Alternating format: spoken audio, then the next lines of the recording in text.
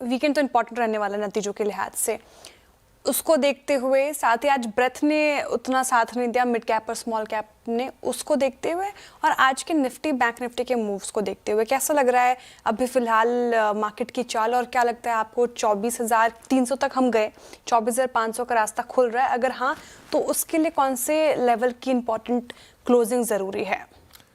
देखिए श्रेया, हम ना एक बात कर रहे हैं कि पिछले बुधवार की कैंडल हम अब तक क्रॉस नहीं कर पाए हैं, और अगर आप देखेंगे तो आज भी हम टेक्निकली उसको क्रॉस नहीं कर पाए हैं।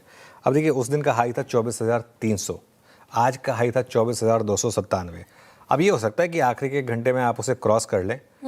अगर आपने ऐसा कर लिया तो फिर एक 24,500 का रास्ता खुलेगा, क्योंकि इतनी बड़ी कैंडल को पूरी तरीके से इवेपोरेट करना, भले ही उसमें 7-8 दिन लगे, थर्सडे फ्राइडे और आज इस हफ्ते के 7, अगर आज हो गया तो 7वां दिन होगा ये, है ना?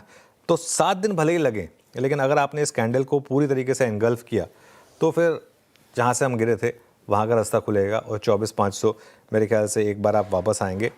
लेकिन एक हमेशा लेकिन रहता है, अगर रिजेक्शन मिला और आप 24,200 के नीचे बंद हुए आज, तो फिर काफ़ी कुछ तो नंबर्स के ऊपर डिपेंड करेगा, तब वापस 24,000 का रिस्क रहेगा। तब क्योंकि तब एक सिंपल स्ट्रैटेजी एक भी होगा कि आपने रेंज का अपर एंड रिजेक्ट किया, अब आप एक बार वापस लोअर एंड टेस्ट करेंगे।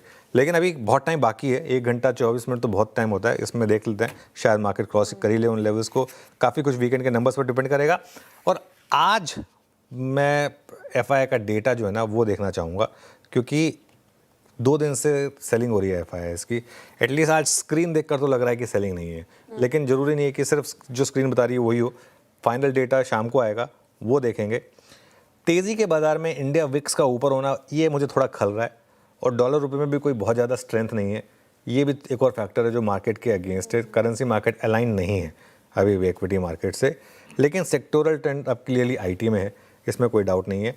और आज भी देखें तो IT में शानदार मूव है, और इसके अलावा ऑटो, ये भी एक एज ए सेक्टर अच्छा एक कमबैक कर रहा है। आज निफ्टी ऑटो एंसिलरी में सुबह से अच्छा मोमेंटम है।